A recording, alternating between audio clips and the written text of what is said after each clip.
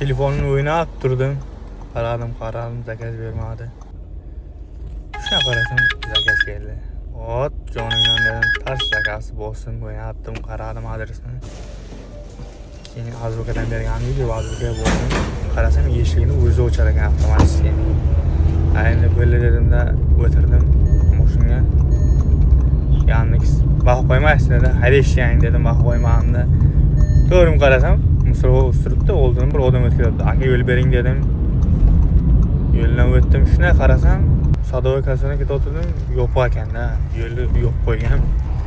Keldim aqlanaga aytdim, 130-kvartira eshikni oching aka dedim. Ko'p aka dedi. Lesindan tik chiqdim. Eshik ochildi. Liftga bordim, lift ochilib, yana yopilib, tez yopilib ketdi. Keyin kvartiraga bordim, ochib bermadi. Tez oching dedim, akaga aytdim, aka aytdi, "Spasibo" dedi, marhamat qildim.